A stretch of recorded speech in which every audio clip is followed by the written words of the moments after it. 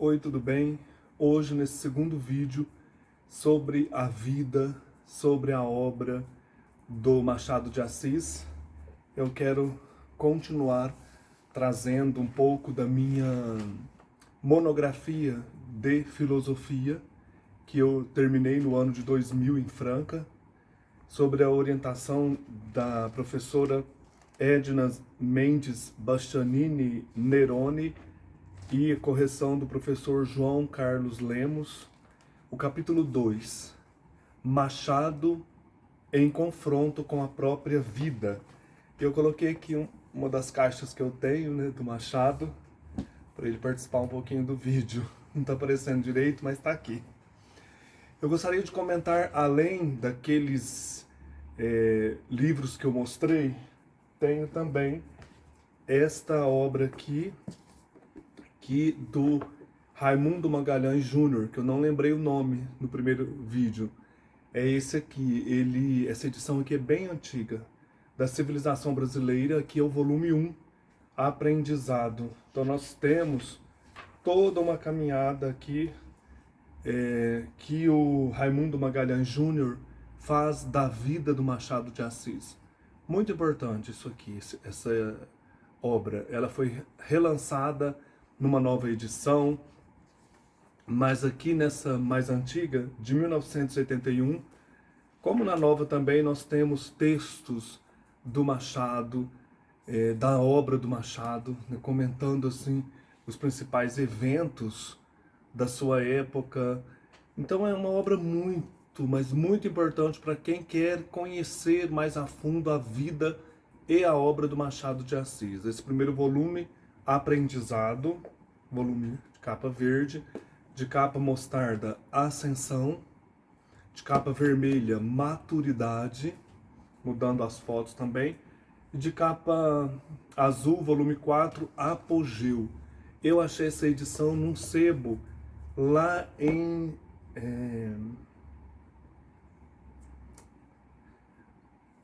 na cidade lá de Mato Grosso do Sul, Campo Grande, Sebo Maciel. Gostei muito desta edição aqui, já estudei isso aqui. Eu comentei também naquele outro vídeo, no primeiro, alguns livros de contos do Machado, né? Falei dos contos fluminenses, mas nós temos muitos livros de contos. O Machado é um contista excelente.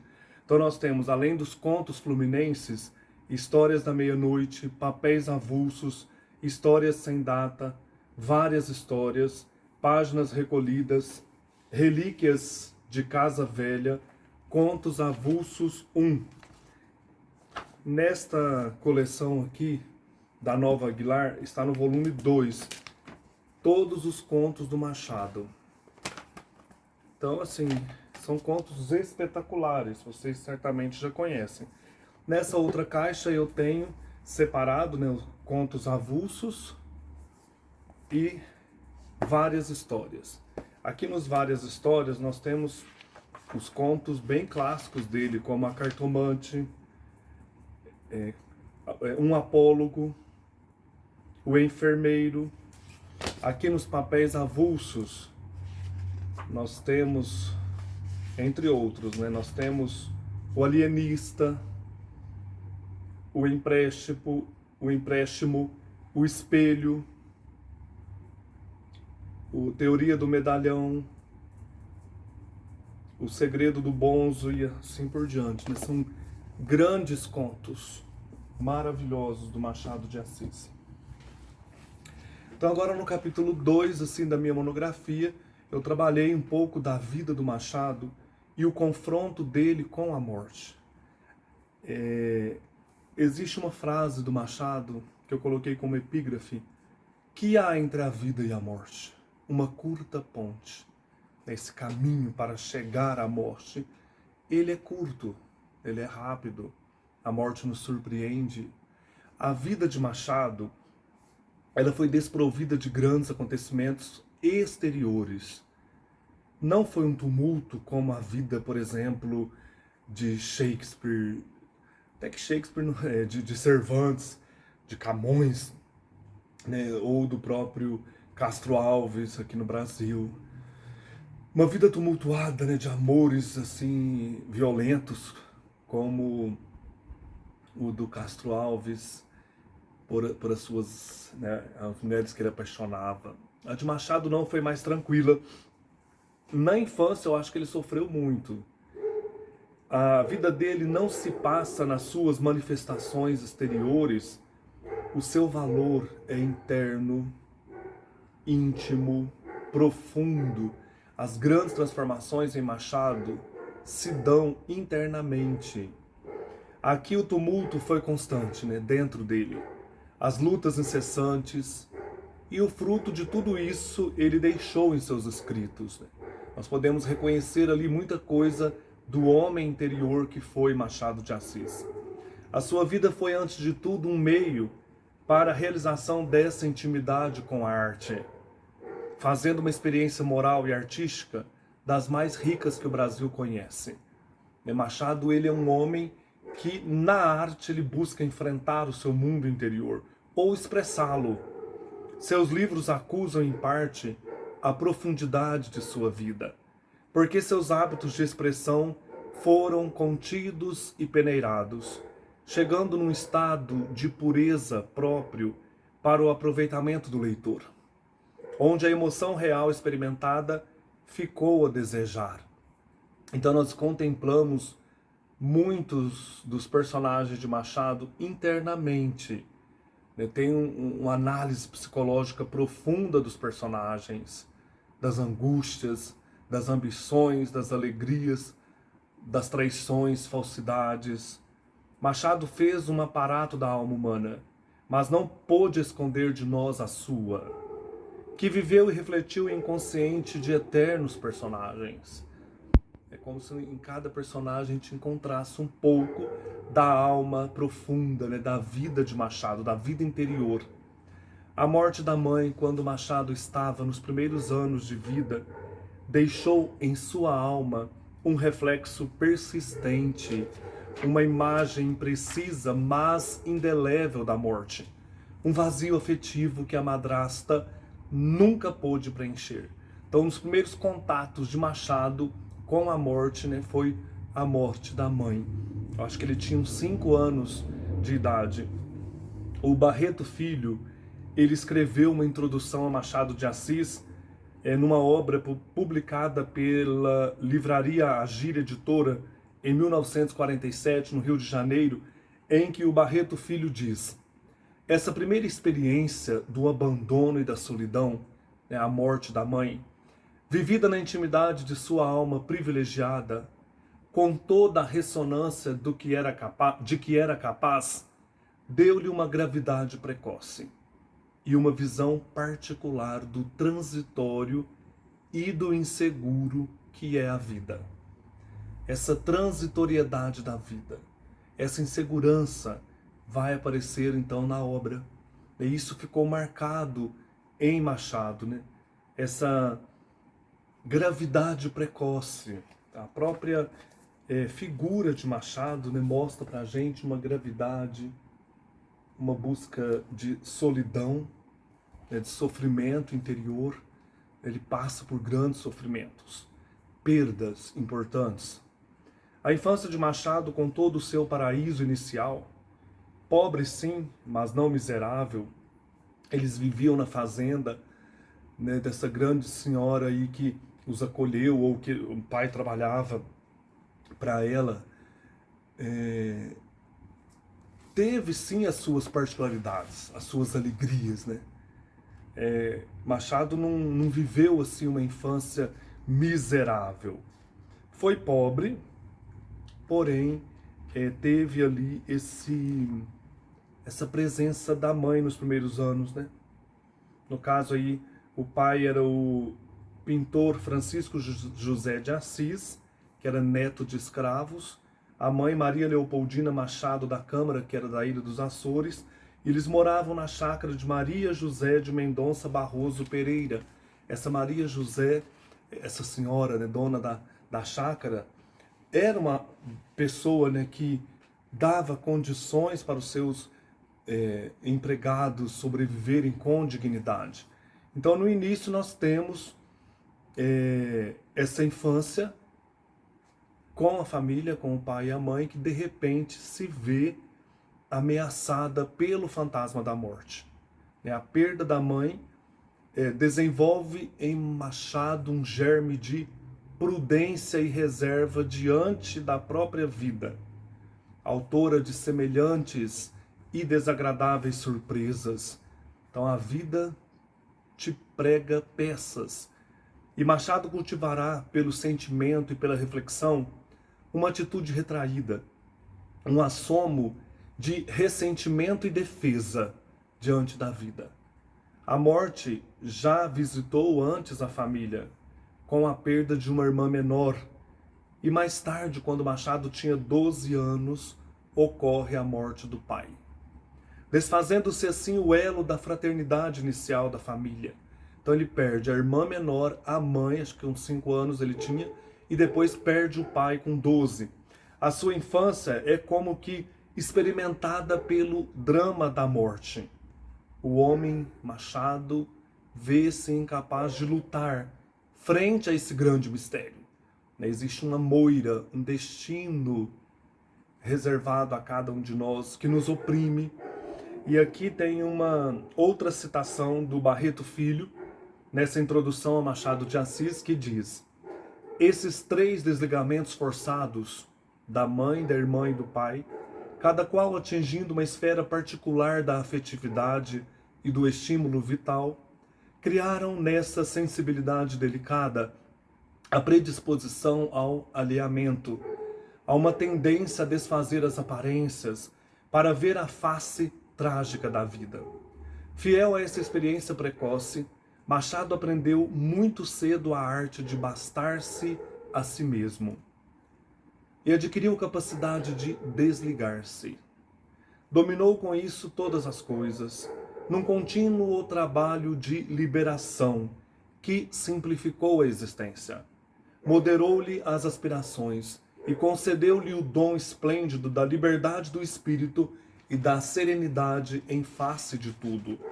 Então, diante dessas realidades, nós não podemos pensar que Machado perdeu o gosto pela vida. Diante destas perdas, ele não perdeu o gosto pela beleza, pela alegria que a infância lhe tolheu no início. Podemos imaginar sim aquela criança singular, bastando-se a si mesma, amando a solidão, olhando de um ângulo especial as cenas da meninice, convivendo então com essa madrasta, vendendo doces, perambulando pelas ruas do Rio, caminhando, Machado aí para enfrentar a vida. E em seus romances nós vemos como o quintal é um lugar de encontros, onde a vida não foi cortada. E a infância tem uma vivacidade, características próprias. Isso certamente ele buscou, a solidão das laranjeiras, dos quintais. Nós temos aqui nas obras completas, no livro Relíquias de Casa Velha, na página 213, uma citação interessante. Tinha ido ao quintal de um vizinho tirar umas frutas. Meu pai ralhou comigo e de noite na cama, dormindo ou acordado, creio antes que acordado, vi diante de mim a minha própria figura, que me censurava duramente. Talvez isso seja um resquício dessa infância passada na solidão, na busca dos quintais, dos lugares aí onde ele se sentia mais à vontade. Com a morte cortando e destruindo seu ambiente familiar, o tempo aparecia, não como uma força criadora, mas como um devorador das pessoas, que Machado depois visualizaria em seus romances, tentando dar ao homem, através da arte, a imortalidade que a vida lhe negara.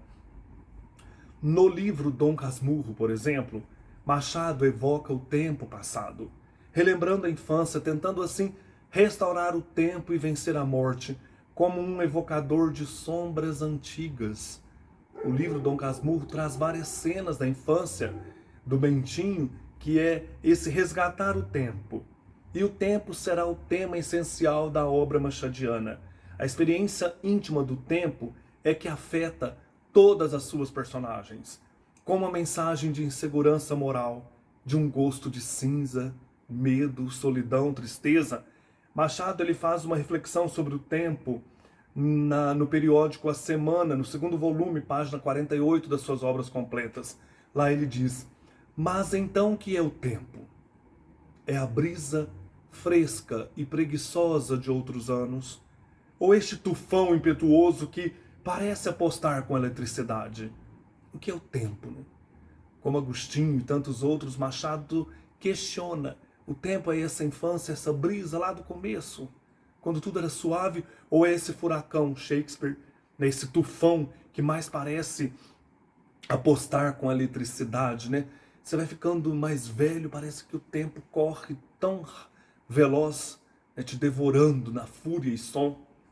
O caráter perecível das coisas foi o grande escândalo com que Machado se defrontou. As coisas acabam, perecem, Cronos devora seus filhos. Eis o que ele diz da morte de sua amada mãe, lá no Memórias Póstumas de Brás Cuba, página 99 das obras completas. Machado poderia estar falando isso na boca do personagem, mas esse duelo do ser e do não ser, a morte em ação, dolorida, contraída, sem aparelho político ou filosófico, a morte de uma pessoa amada, essa foi a primeira vez que a pude encarar. Gente, esse livro aqui é maravilhoso, Memórias Póstumas de Brás Cubas. Nós temos aqui toda essa experiência da morte, principalmente no capítulo 7º, o delírio, em que o Brás Cubas vai falar da sua experiência de mortalidade, né? Do morrer em si. Olha, aqui tem até uma lápide, né? Eu ainda quero ler esse capítulo aqui com vocês, né? É muito interessante. O Machado não aceitou barganha nesse duelo entre vida e morte. Sentiu com grande nitidez a vivacidade e o absurdo da morte, a revolta contra a necessidade de morrer. Isso é bem filosófico, é Heidegger, né? O homem nasce para a morte. Morte esta que leva as pessoas que amamos, as pessoas mais queridas, né? Leva os nossos animais de estimação, né? Morrer também um animal é muito triste, nessa violência da perda. Assim a vida merecerá a lança da ironia em tudo que for capaz. Machado luta contra a violência da morte por meio da ironia, ironizando a vida. A missão de Machado é a de um novo Eclesiastes, desvendando a face do perecível, denunciando a ilusão, reduzindo todos os estados que se alimentam de uma falsa ideia de perenidade, entre os quais está o amor, o maior dos ilusionistas. Machado ironiza tudo, diante da face da morte que devora a vida. E aqui eu quero trazer mais para frente, em outro vídeo, essa questão do Eclesiastes, né? O tempo que tudo devora. Lá nós temos várias metáforas sobre a morte, e o Machado ironiza tudo aquilo que quer dar ilusão de eternidade, o amor. O amor é uma falsa ideia de que somos perenes, e o Machado arrebenta com o amor. O amor é uma ilusão, ele é a maior ilusão. O desejo de viver, o domínio da própria vocação, a liberdade do espírito humano é o que fez com que Machado vencesse a transitoriedade e desabrochasse em toda a sua capacidade criadora e inventiva, tornando o homem livre que ele foi para manifestar-se, falando do passageiro, imortalizando as ações, sentimentos, a própria vida dos personagens e a sua vida mesma. Machado não foi um complexado diante das desgraças da vida. Ele abriu os olhos para a vida, com uma lucidez e segurança tremendas. A sua vida foi ajustada em sua obra, aquela se apagando sempre em benefício desta. Então, por isso, ele vive uma vida interna, o tumulto é interno. E essa vida de Machado, desprovida de grandes acontecimentos externos, viagens para o exterior, essas coisas todas, ela foi calma externamente, mas ela vai se apagando para que a outra vida se manifeste, a vida da obra, dos personagens. Uma grande vida é a que serve a uma grande vocação. E a grande vocação de Machado é escrever a própria experiência humana. Isso não fizeram os românticos que morriam cedo e não amadureciam sua vida, deixando falhas e pegadas que se apagaram. Então, Machado vem desse fruto aí do romantismo, né, em que grandes aqui no Brasil, Álvares de Azevedo, Castro Alves, morreram muito cedo, mas Machado ele atravessa a maturidade, né, para trazer a importância da experiência humana, de descrever todas as faces da vida. Nós temos uma citação aqui ainda do Barreto Filho, na obra Introdução a Machado de Assis, de 1946, né, como eu disse antes, 1947, em que o Barreto Filho diz: Machado acabou olhando a si mesmo como uma obra bem acabada, mas o critério do bem tinha sido substituído ou anulado pelo da realização. Então ele quer realizar. Então nós podemos dizer, realizar a obra. Nós podemos dizer que Machado teve uma atitude estoica diante da vida. Ele desligou-se cedo das bases religiosas, ele tinha sido coroinha na Igreja da Glória, ele desligou-se também de bases metafísicas, ele procurou a serenidade, a isenção, a renúncia, o dever, na atitude parada e sombria, sem a consolação da esperança. O Brás Cubas diz, né, não deixei a ninguém, ou Dom Casmurro, não me lembro, o legado da nossa miséria. Então, nota-se este desligamento com o transcendental.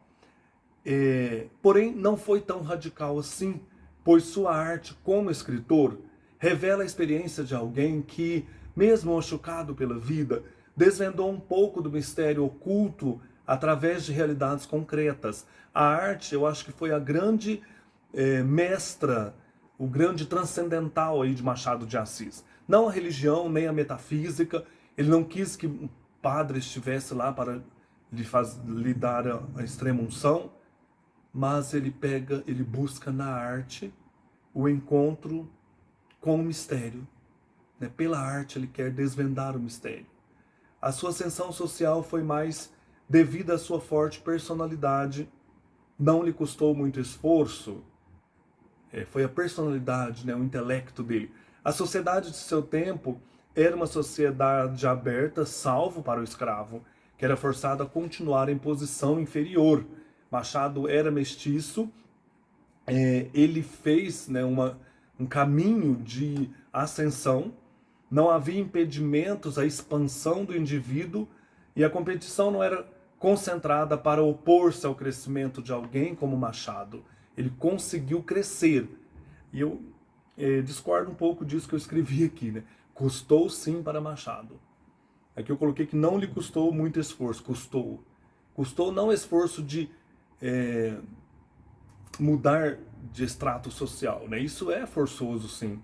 Então, custou um esforço intelectual, moral, enfrentamento. Então, ele passa por um processo, assim, difícil. O que este escritor queria não era a conquista de altos postos e posses materiais. A sua ânsia era trabalhar palavras, meditar, criar com a possibilidade mágica das palavras de serem combinadas revelando aspectos inéditos das coisas e dos seres que para outros permaneciam ocultos.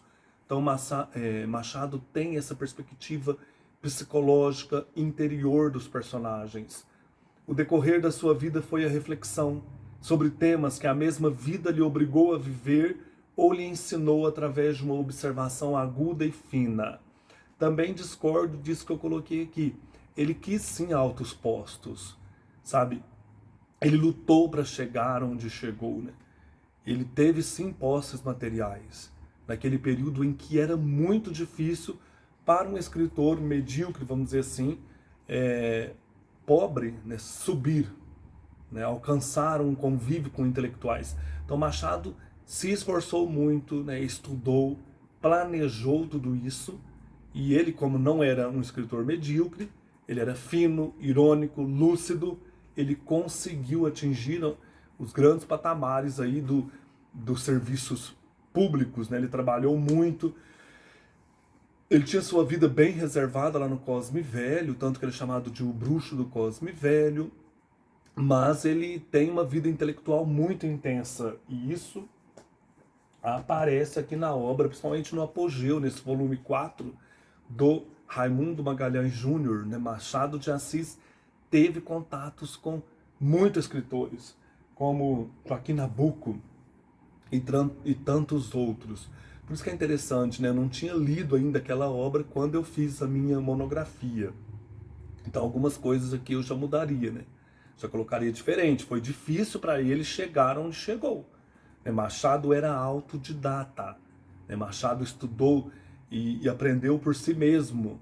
Claro que ele cursou, né, o grupo escolar, mas ele aprendeu francês com os padres. Né? Ele sempre procurava oportunidades para aprender. Nunca deixou de aprender.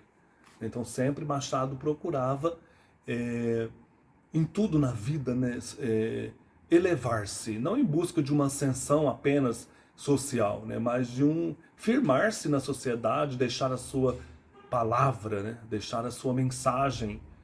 Eu não gosto muito da palavra mensagem para escritor, né? Deixar a sua escrita, né, os seus textos para nós.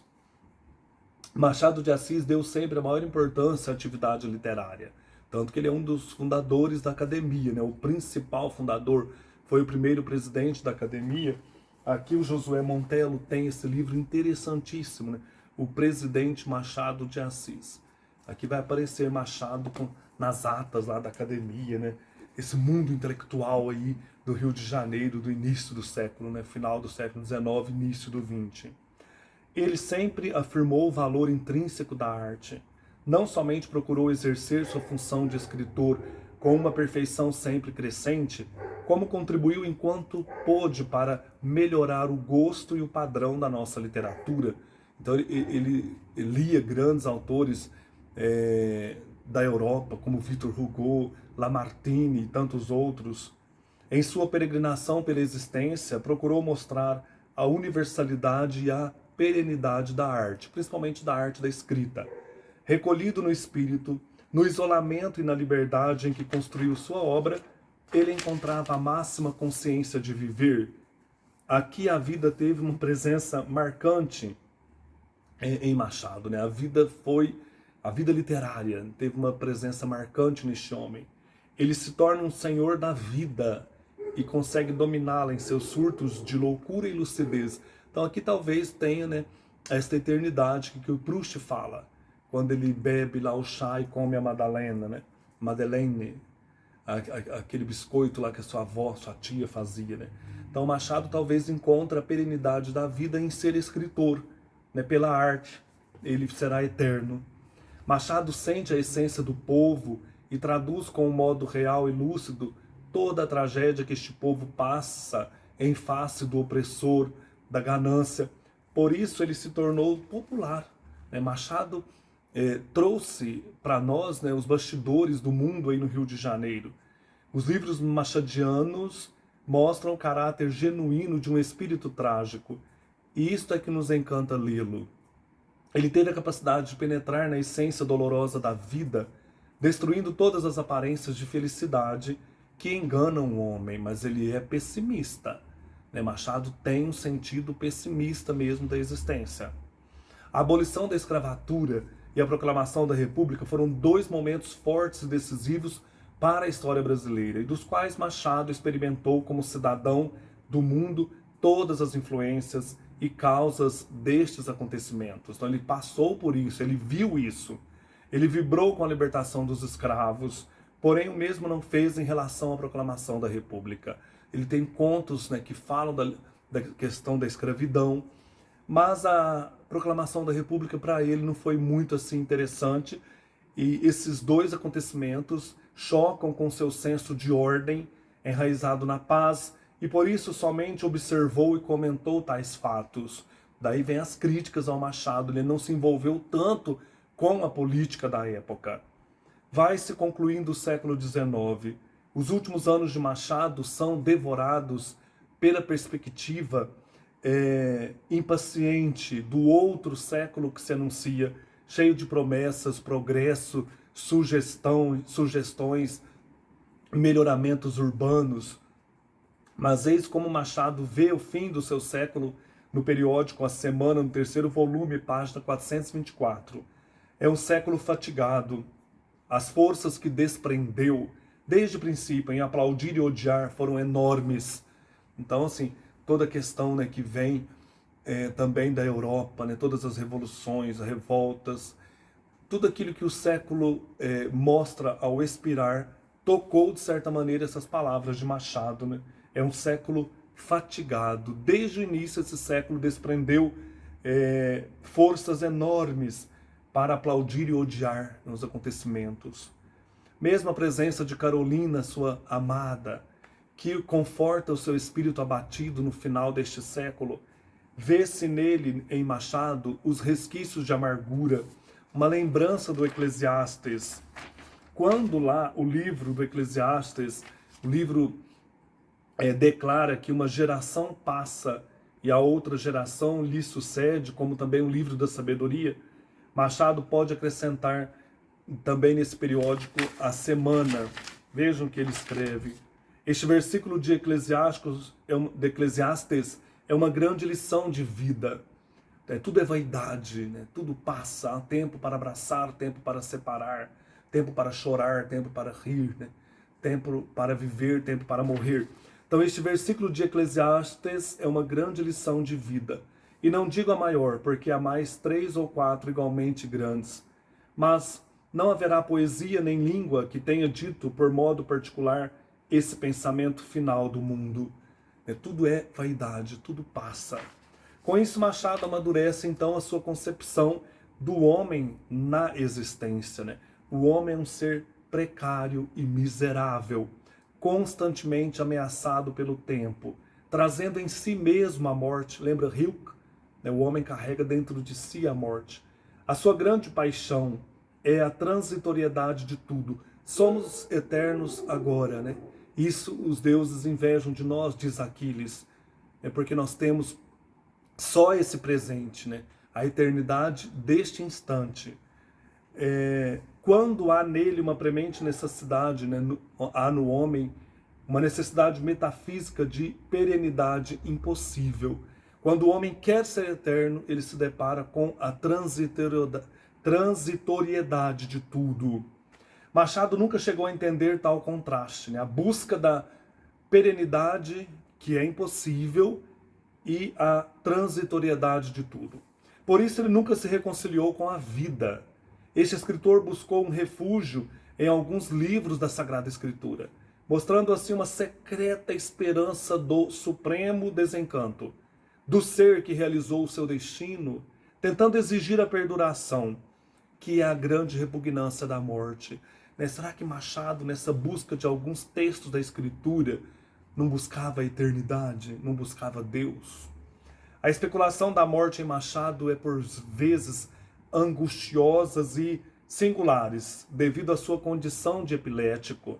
Então Machado, em vida, enfrenta a morte assim constantemente. Tem até uma foto que ele foi no Porto, não sei se é em Santos, não, no Rio de Janeiro, receber alguém que estava chegando, alguém importante.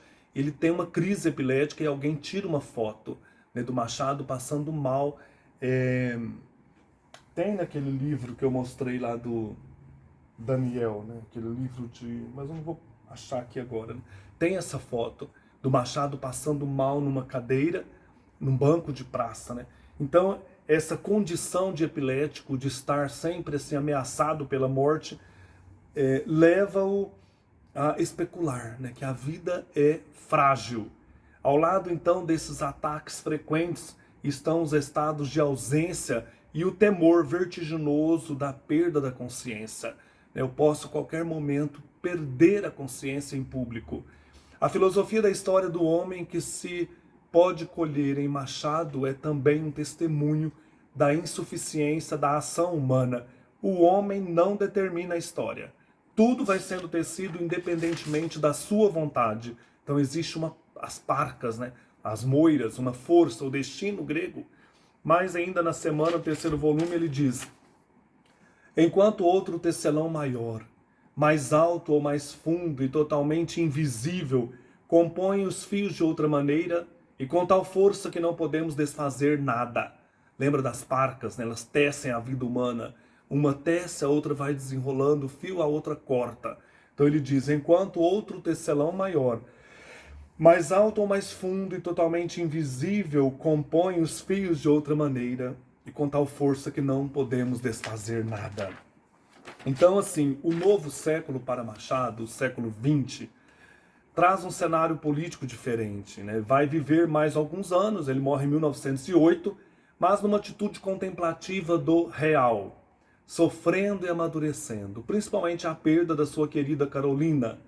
Isso vai ser para Machado, no fim da sua vida, né, 2 anos antes da sua morte, a grande tragédia, né? Desligado do tempo, ele entrega-se a esse sentimento de resignação lá na casinha do Cosme Velho e aceita os embates da vida, cumprindo com grande maestria a sua função na existência. Aqui nós podemos enxergar então a grande ousadia desse escritor, humano e sobrenatural ao mesmo tempo. Sobrenatural aqui no sentido de buscar na arte a força para viver, para enfrentar os embates da vida. Então nós podemos imaginá-lo lendo, recolhido lá nesta casa, no bairro do Cosme Velho, né, sentindo saudades de Carolina, mas se alimentando. E o livro Memorial de Aires é como um testamento filosófico e poético, resignado diante da dor da existência. A indagação metafísica da morte acentua quando, em 1904, cai a sanção misteriosa do destino sobre a sua vida, roubando-lhe Carolina. Subitamente ele vê-se sem tranquilidade, o orgulho abatido e destruída a sua segurança. Ele escreve então ao grande amigo Joaquim Nabuco uma carta depois da morte de Carolina, uma carta repassada por amor, de amor, uma carta cheia de amor, pedindo conforto às pessoas próximas. Então, o trecho que eu vou ler está na correspondência de Machado, carta a Joaquim Nabuco. Foi-se a melhor parte de minha vida, e aqui estou só no mundo. Note-se que a solidão não me é enfadonha, antes me é grata, porque é um modo de viver com ela, ouvi-la, assistir aos 1000 cuidados que essa companheira de 35 anos de casado tinha comigo. Mas não há imaginação que não acorde, e a vigília aumenta a falta da pessoa amada. Éramos velhos e eu contava morrer antes dela, o que seria um grande favor. Primeiro, porque não acharia ninguém que melhor me ajudasse a morrer. Segundo, porque ela deixa alguns parentes que a consolariam das saudades e eu não tenho nenhum. Os meus são os amigos e verdadeiramente são os melhores, mas a vida os dispersa no espaço, nas preocupações do espírito e na própria carreira que a cada um deles cabe. Aqui me fico, por ora na mesma casa, no mesmo aposento, com os mesmos adornos seus. Tudo me lembra a minha meiga Carolina. Como estou à beira do eterno aposento, não gastarei muito tempo em recordá-la. Irei vê-la, ela me esperará. Bonito, né? Essa resignação. Eis aqui o papel da vida e da morte em Machado. É uma busca incessante e progressiva de segurança em face de tantas perdas que sofreu ao longo da vida, desde a infância. Carolina aparece aqui no final como esposa, como irmã e mesmo mão que o conduz com segurança a dar os últimos passos rumo ao aposento eterno. A presença da amada mulher seria um baluarte na sua ruminação da morte, ajudando-o mesmo a morrer. No mundo de sombras, procura a imagem da mulher entre os objetos da casa que deixou no mesmo lugar. Mário de Alencar, que foi um dos grandes amigos de Machado aí no final da vida, não sei se ele era sobrinho ou filho do José de Alencar, ele nos diz em alguns escritos, na página 44, Mário de Alencar nos diz que o mesmo exemplar de Esaú e Jacó, que ela começara a ler e interromper ao piorar a moléstia, era conservado como relíquia, com a marca na página interrompida. Lá onde Carolina parou de ler, Machado deixou guardado como uma relíquia. O Mário de Alencar foi uma presença constante na vida de Machado nos últimos anos, tanto que Machado lutou para esse Mário, que não tinha grandes dotes literários, entrar para a academia, né? Isso foi uma crítica tremenda, mas esse Mário esteve ali presente, muito mais jovem do que o Machado. O Machado via nele uma grande promessa. E ele fala, então, desse Machado que guarda o exemplar de Esaú e Jacó, o exemplar da Carolina, no lugar onde ela parou de ler, era como uma relíquia. Perdido no escuro dos últimos anos, o que mantém em Machado a coragem é a certeza que ele tem de poder rever Carolina. Essa consciência lhe restitui a paz e abranda o vigor da morte. É a ausente que lhe segura pela mão para conduzi-lo a uma vereda que ele também deverá percorrer. Como um novo Dante à procura de Beatriz, ao passar por regiões desoladas, Machado sente o carinho da sua meiga companheira e, em sua homenagem, escreve um dos mais célebres sonetos da nossa poesia brasileira. Uma linguagem simples, do sentimento, mas límpida e clara no seu modo de se manifestar. O soneto eu até decorei, chama A Carolina. Vocês devem conhecer, né? Querida, aos pés do leito derradeiro, em que descansas dessa longa vida, aqui venho e virei, pobre querida, trazer-te o coração do companheiro. Pulsa-lhe aquele afeto verdadeiro que, a despeito de toda a humana lida, fez a nossa existência apetecida e num recanto pôs o mundo inteiro. Trago-te flores, restos arrancados da terra, que nos viu passar unidos e ora mortos nos deixais separados. Que eu, se tenho nos olhos mal feridos pensamentos de vida formulados, são pensamentos idos e vividos. Nossa, bonito demais, né? Nos olhos mal feridos, de tanto chorar. Esse trecho, esse soneto está em Relíquias de Casa Velha, tomo 1, edições Melhoramentos, Machado de Assis.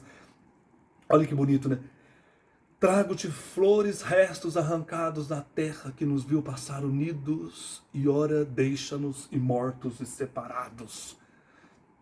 O espírito de Machado está assim então livre para morrer, sentindo a necessidade do calor humano, buscando nos amigos como Joaquim Nabuco a coragem para continuar a bater o coração ferido pela dor e pela morte. Entre esses amigos, então, nós temos, como eu já falei, o Joaquim Nabuco, Mário de Alencar.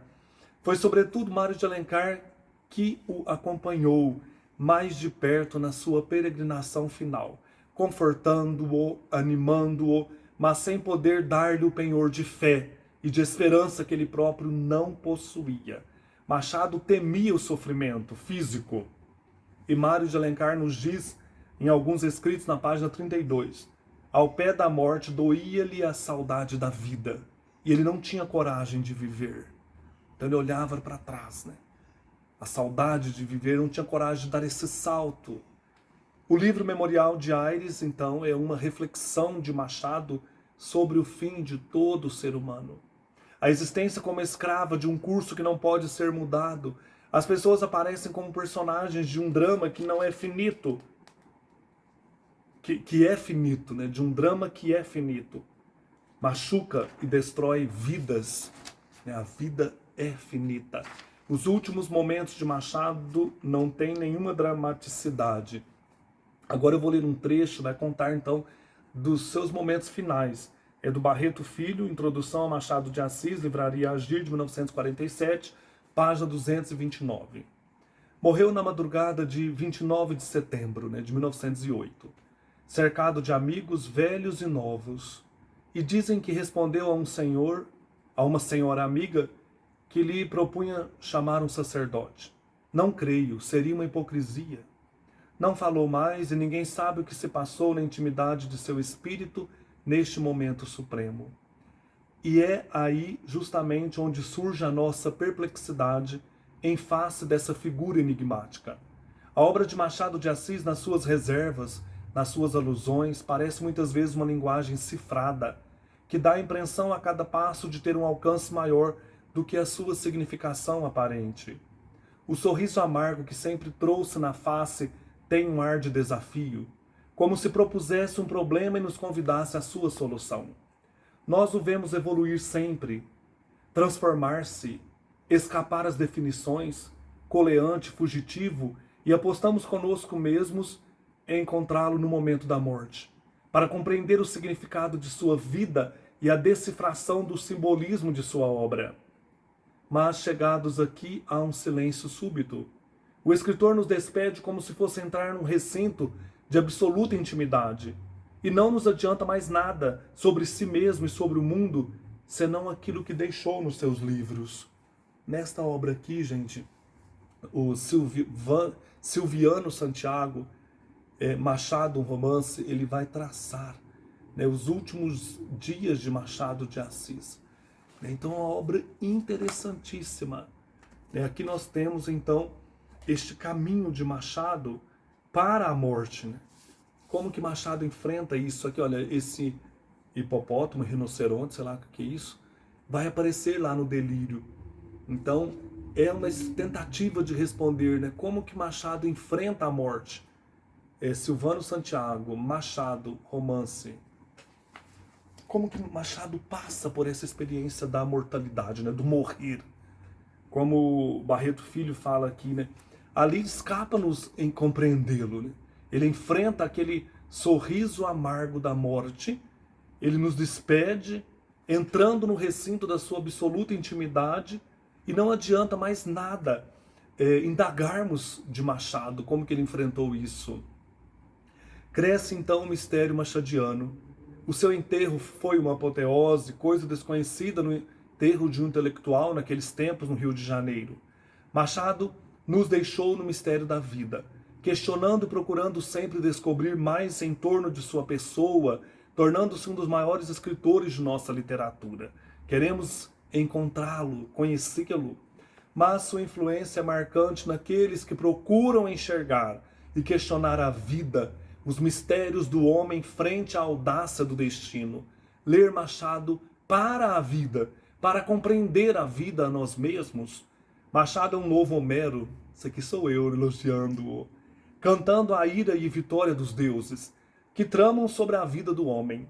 Seus escritos perpassam o tempo, são atuais, questionadores, envolvem o ser humano, mas é sobretudo sua atitude diante da vida que nos encanta. Um homem com olhos maiores, onde a fantasia não é alienada. Seus personagens são ricos e densos, porque falam e experimentam a vida humana, derrubam mitos, desfazem tramas, saboreiam as alegrias e enfrentam as dores. O retrato de Machado pode ser visto nos seus personagens. Experimentou a vida, esperou a morte, mas vivenciou a passagem pela curta ponte da existência, não fixando nela sua morada. Então, assim, a morte sempre me fascinou. E é um tema filosófico que eu gosto muito. Agora teológico também, literário, né? O problema da morte, do morrer. E eu quis, assim, nessa tese de filosofia, contrapor mesmo, né? Uma questão literária ou juntar, né? Um grande autor nosso, um escritor brasileiro, que enfrentou a morte, que fala da morte, mas que nos ajuda também, né, a enfrentar a nossa realidade humana, a nossa transitoriedade. Sempre que eu li um livro de Machado que a professora colocava, né, era sempre nesse intuito, não sei, desde pequeno eu gosto de ler, de refletir sobre a vida, nesse intuito de entender a mim mesmo, né, de entender a vida, quem somos nós, né, não são meros personagens. Cada personagem de Machado fala, né, do ser humano, da nossa experiência na vida. Assim também o Guimarães Rosa, que eu vim descobrir depois na teologia. Né? Eu acho muito interessante. Esses dois são os maiores para mim aqui no Brasil. Né? Para mim não, né? Não só para mim. Para grandes mestres também que estudam a literatura, né? Machado, Guimarães Rosa, Lima Barreto, gosto muito. Então é isso, esse é o segundo vídeo, né, em como que Machado enfrenta a morte e como ela aparece em alguns textos e na própria vida dele. E no próximo vídeo nós vamos continuar, né, eu quero trazer aqui a questão do Brás Cubas, Memórias Póstumas do Brás Cubas, em que aparece claramente, né, esse momento da morte aí do personagem no capítulo O Delírio, e tem também muito mais coisas interessantes aqui. Um abraço, até mais.